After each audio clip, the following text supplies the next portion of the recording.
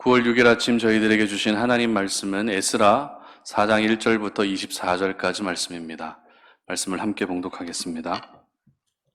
사로잡혔던 자들의 자손이 이스라엘의 하나님 여호와의 성전을 건축한다 함을 유다와 베냐민의 대적이 듣고 스룹바벨과 족장들에게 나와 이르되 우리도 너희와 함께 건축하게 하라. 우리도 너희같이 너희 하나님을 찾노라. 아수르 왕 에살핫돈이 우리를 이리로 오게 한 날부터 우리가 하나님께 제사를 드리노라 하니 스룹바벨과 예수아와 기타 이스라엘 족장들이 이르되 우리 하나님의 성전을 건축하는데 너희는 우리와 상관이 없느니라. 바사 왕 고레스가 우리에게 명령하신 대로 우리가 이스라엘의 하나님 여호와를 위하여 홀로 건축하리라 하였더니 이로부터 그 땅 백성이 유다 백성의 손을 약하게 하여 그 건축을 방해하되 바사왕 고레스의 시대부터 바사왕 다리오가 즉위할 때까지 관리들에게 뇌물을 주어 그 계획을 막았으며 또 아하수에로가 즉위할 때에 그들이 글을 올려 유다와 예루살렘 주민을 고발하니라. 아닥사스다 때 비슬람과 미드르닷과 다부엘과 그의 동료들이 바사왕 아닥사스다에게 글을 올렸으니 그 글은 아람 문자와 아람 방언으로 써서 진술하였더라. 방백 르훔과 서기관 심세가 아당사스다 왕에게 올려 예루살렘 백성을 고발한 그 글에 방백 르훔과 서기관 심세와 그의 동료 디나 사람과 아바사 사람과 디블레 사람과 아비세 사람과 아렉 사람과 바벨론 사람과 수산 사람과 대해 사람과 엘람 사람과 그 밖의 백성 곧 존귀한 오스나발이 사마리아 성과 유브라데 강 건너편 다른 땅에 옮겨둔 자들과 함께 고발한다 하였더라. 아닥사스다 왕에게 올린 그 글의 초보는 이러하니 강 건너편에 있는 신하들은 왕에게 아뢰나이다. 당신에게서 우리에게로 올라온 유다 사람들이 예루살렘에 이르러 이 패역하고 악한 성읍을 건축하는데 이미 그 기초를 수축하고 성곽을 건축하오니 이제 왕은 아시옵소서. 만일 이 성읍을 건축하고 그 성곽을 완공하면 저 무리가 다시는 조공과 관세와 통행세를 바치지 아니하리니 결국 왕들에게 손해가 되리이다.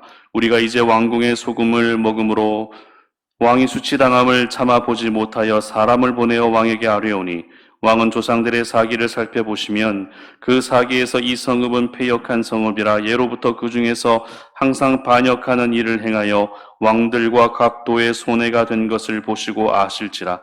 이 성읍이 무너짐도 이 때문이니이다. 이제 감히 왕에게 아뢰오니 이 성읍이 중건되어 성곽이 준공되면 이로 말미암아 왕의 강 건너편 영지가 없어지리이다 하였더라. 왕이 방백 르훔과 서기관 심세와 사마리아에 거주하는 그들 동관들과 강 건너편 다른 땅 백성에게 조서를 내리니 일렀으되 너희는 평안할지어다. 너희가 올린 글을 내 앞에서 낭독시키고 명령하여 살펴보니 과연 이 성읍이 예로부터 왕들을 거역하며 그 중에서 항상 패역하고 반역하는 일을 행하였으며 옛적에는 예루살렘을 다스리는 큰 군왕들이 있어서 강 건너편 모든 땅이 그들에게 조공과 관세와 통행세를 다 바쳤도다. 이제 너희는 명령을 정하여 그 사람들에게 공사를 그치게 하여 그 성을 건축하지 못하게 하고 내가 다시 조서 내리기를 기다리라. 너희는 삼가서 이 일에 게으르지 말라. 어찌하여 화를 더하여 왕들에게 손해가 되게 하라 하였더라.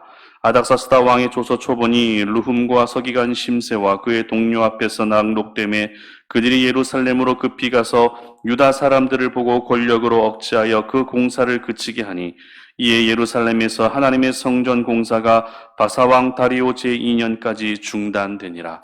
아멘. 하나님이 인도하셔도 방해는 있다라는 제목으로 말씀 전합니다. 여러분 신앙생활 하시면서 혹시 이런 생각 해보신 적 없으십니까? 하나님의 응답이 분명히 있었는데도 일이 생각대로 잘 풀리지 않거나 이건 분명히 하나님의 인도하심이라는 확신을 가지고 그 일을 시작했는데도 불구하고 오히려 몸과 마음이 지치고 마음의 상처까지 계속 받으면서 지내게 되는 그런 상황들 말입니다. 저희들은 이러한 상황들을 직장에서도 자주 겪게 되고 지극히 평범한 가정 안에서도 이러한 일들을 겪을 수도 있습니다. 그리고 진로와 비전을 이루어가는 과정 중에서도 이와 같은 일들을 얼마든지 겪을 수 있습니다. 그렇게 되면 저희들에게서 찾아오게 되는 생각은 더 낙심이 됩니다. 그리고 더 의욕을 상실하게 되는 것 같습니다. 왜냐하면 하나님이 인도해 주셨기 때문에, 내가 하나님의 응답을 받고 이 일을 시작하고 나아갔기 때문에 이제부터는 시온의 대로와 같은 그런 형통한 길들이 펼쳐질 것이다라고 하는 그런 기대감들이 생기기 때문이죠. 그러나 그 기대에도 불구하고 예상하지 못한 어려움들이 생기고 또 방해가 있게 되면, 이것이 정말 하나님의 인도하심인가? 하나님이 정말 나와 함께하고 계시는가라고 하는 이러한 생각들이 찾아오기 시작한다는 것입니다. 오늘 본문의 이스라엘 백성들 역시 이와 같은 생각을 갖기에 충분한 일이 일어나고 있습니다. 그것이 어떤 일입니까? 바로 성전을 건축하는 과정에서 대적들의 방해가 시작되었기 때문입니다. 저희들은 에스라서의 전반부의 말씀을 통해서 이스라엘 백성들이 다시 고향 땅 예루살렘으로 돌아오게 된 것은 하나님의 특별한 은혜였다는 것을 살펴봤습니다. 그리고 하나님께서는 이미 백성들에게 수십 년 전에 약속하신 그 약속의 말씀을 이루시고 또 지키시기 위해서 이 모든 일들을 행하셨다라는 것을 알게 되었습니다. 다시 말해, 포로로 잡혀있던 백성들이 고향 땅 예루살렘으로 돌아오고 다시 무너진 성전을 건축할 수 있었던 것은 하나님의 특별한 인도하심이었다는 것입니다. 특별히 오늘 본문의 바로 앞본문에 기록된 내용을 잠시 살펴볼 필요가 있는데요. 에스라 3장 12절 말씀입니다. 제가 한번 읽어드립니다. 제사장들과 레위 사람들과 나이 많은 족장들은 첫 성전을 보았으므로 이제 이 성전의 기초가 놓임을 보고 대성통곡하였으나 여러 사람은 기쁨으로 크게 함성을 지르니, 이렇게 기록합니다. 무슨 말입니까? 굉장한 감동과 감격 속에 무너진 성전의 기초가 다시 놓여졌다는 것입니다. 눈물을 흘리는 사람도 있었습니다. 기뻐서 춤을 추는 사람도 있었을 만큼 엄청난 감격과 감동이 이 성전 기초를 놓고 있는 이 시점에 모든 백성들의 마음 가운데 찾아오게 된 것입니다. 그러나 오늘 본문의 시작은 어떻게 시작하고 있습니까? 1절입니다. 다 같이 한번 읽어봅니다. 사로잡혔던 자들의 자손이 이스라엘의 하나님 여호와의 성전을 건축한다 함을 유다와 베냐민의 대적이 듣고, 이렇게 기록합니다. 그리고 이어서 4절입니다. 이로부터 그 땅 백성이 유다 백성의 손을 약하게 하여 그 건축을 방해하되. 이처럼 누가 봐도 하나님의 분명한 인도하심 속에 시작된 성전 건축이었지만 말도 안 되는 방해를 받게 된 것입니다. 그런데 이 방해는 잠깐의 방해가 아니었습니다. 바사왕 고레스 이후로 다리오 왕, 아하수에로 왕, 그리고 아닥사스다 왕 때까지 그 방해가 계속되어 왔습니다. 그리고 급기야는 24절 말씀 보시기 바랍니다. 이에 예루살렘에서 하나님의 성전 공사가 바사왕 다리오 제2년까지 중단되니라. 성전 공사가 방해받는 것을 뛰어넘어 이제는 중단되기까지 이르게 된 것입니다. 여러분, 만약 여러분이 포로 귀환한 백성들이었다면 이러한 방해를 겪으면서 어떤 생각이 들었을까요? 맥이 빠지는 것은 기본이지 않았겠습니까? 정말 우리가 하나님의 인도하심을 받으며 예루살렘에 돌아온 것이 맞을까라고 하는 의심까지도 들지 않았을까요? 포로로 귀환하게 된 것이 하나님의 약속을 지키심이 아니라 그냥 우연처럼 여겨질 수도 있지 않았겠습니까? 그렇다면 여러분에게 한 가지 질문합니다. 성전이 다시 재건되었습니까? 아니면 재건되지 못했습니까? 오늘 본문은 아니지만 에스라 6장 15절의 기록을 보면 제가 이렇게 읽어드립니다. 다리오 왕 제6년 아달월 3일에 성전 일을 끝내니라. 이렇게 기록합니다. 다시 말해서 대적들의 방해도 있었습니다. 왕의 조서로 인해서 성전 공사가 중단되기도 했습니다. 이와 같은 사상 초유의 사태가 일어났지만 그럼에도 성전은 다시 완공되었다는 것입니다. 이것을 보게 되면 포로로 귀환한 백성들은 여러 가지 방해 속에서도 결국에는 자신들이 포로로 귀환했던 목적, 자신들이 포로로 귀환해서 감당해야 할 그 사명을 잘 완수했다는 것을 알게 됩니다. 그러므로 오늘 이 아침에 저희들이 기억해야 할 것은 하나님의 인도하심이라 할지라도, 하나님의 응답이라 할지라도 생각지 못한 방해, 생각지 못한 공격은 얼마든지 있을 수 있다는 것입니다. 그리고 방해가 있고 또 공격이 있다고 해서 하나님의 인도하심을 의심하는 것은 결코 하나님의 백성의 모습이 아니다라는 것을 여러분 모두 기억할 수 있기를 바랍니다.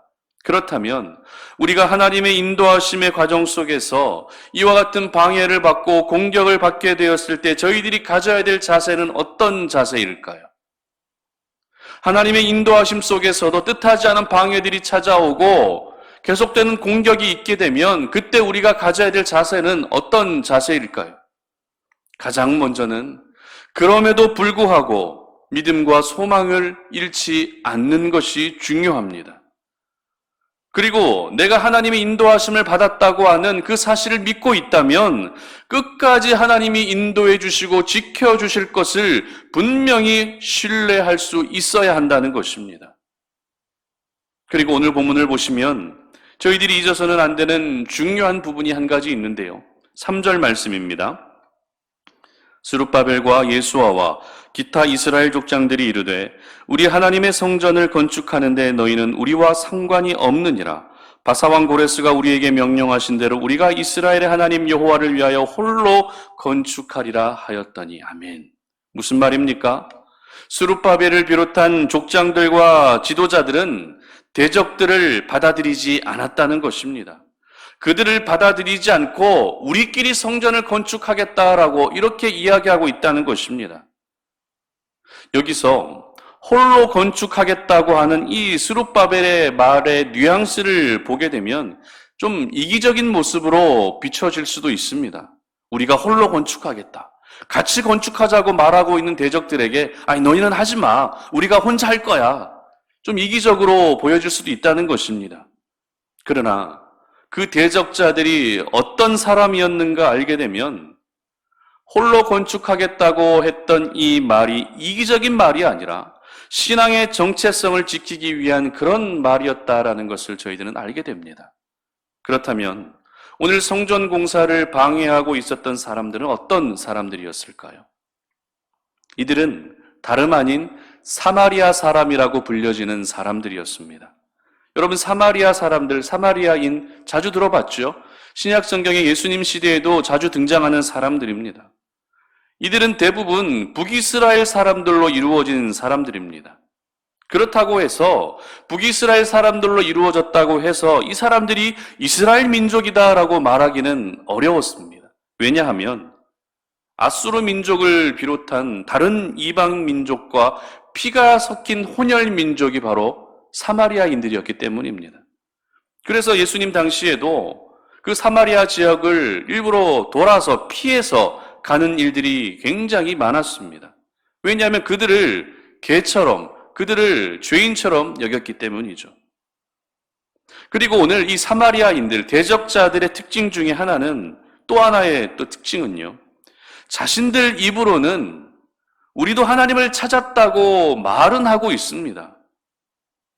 그러나 그들이 찾은 하나님은 유일신 하나님, 창조주 하나님, 이스라엘의 아버지이자 온 백성의 하나님이 되시는 만왕의 왕이신 하나님으로 섬긴 것이 아니라 이방신을 섬기듯 많고 많은 신들 중에 그냥 그저 하나의 신으로 하나님을 찾고 하나님을 섬겼다는 그런 의미입니다.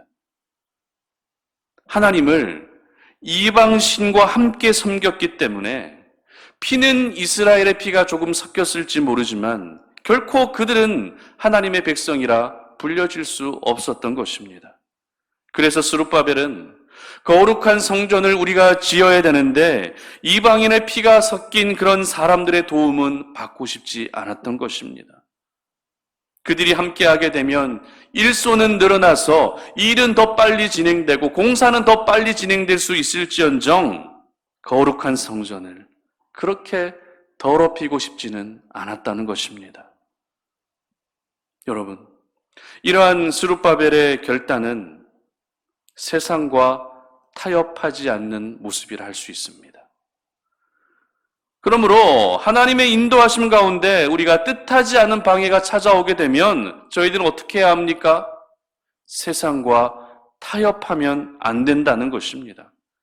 위기를 모면하기 위해서 세상을 따르고 불이익을 받지 않기 위해서 세상과 손잡는 것은 하나님의 사람들이 오늘도 이 땅을 살아갈 때 정말 조심해야 될 부분이라는 것입니다. 여러분, 한 가지를 타협하게 되면 10가지를 타협하게 됩니다. 그러면 하나님의 사람으로서의 정체성을 잃게 되는 것은 시간 문제인 것이죠. 그러므로 여러분의 생각대로 되지 않는다고 해서 결코 세상과 타협하지 않기를 바랍니다. 하나님의 약속의 말씀을 따라서 내가 오늘도 움직였는데도 불구하고 방해가 있고 공격이 있고 어려움이 찾아온다고 해서 결코 세상과 손잡는 일이 없으시기를 바랍니다. 사탄의 방해와 그리고 세상의 공격 속에서도 우리가 신앙의 순수성을 지키고 변함없이 내가 감당해야 할 사명을 잃어버리지 않는다면 저희들은 쉽게 무너지지 않습니다. 쉽게 포기하지도 않습니다. 그러므로 우리 송탄오륜의 모든 가족들은 하나님의 인도하심 속에서도 방해와 공격은 얼마든지 있을 수 있다는 사실을 기억하시기를 바랍니다. 그리고 그 방해 속에서도 결코 세상과 타협하지 않는 신앙의 순수성을 지켜나가는 하나님의 사람들이 되시기를 주님의 이름으로 축복합니다. 함께 기도하겠습니다. 살아계신 하나님 감사합니다. 오늘 이 아침에 저희들에게 주신 말씀을 우리의 마음 깊이 새깁니다. 하나님의 인도하심 속에서도 얼마든지 방해와 공격은 있을 수 있다는 사실을 기억합니다. 그렇기 때문에 내가 하나님의 응답을 받고 하나님의 인도하심을 받고 움직였을 때 뜻하지 않게 찾아오는 여러 가지 방해와 공격들 속에서 하나님을 향하여 의심하지 않게 하시고 불신하지 않게 하시고 오히려 그런 상황들 속에서도 세상과 타협하지 않으며 그렇게 신앙의 순수성을 지켜 결국에는 하나님께서 나를 통해 일하실 놀라운 역사들을 경험할 수 있는 우리 모든 송탄오륜의 가족들 되게 하여 주시옵소서. 감사드리며 예수님의 이름으로 기도드립니다. 아멘.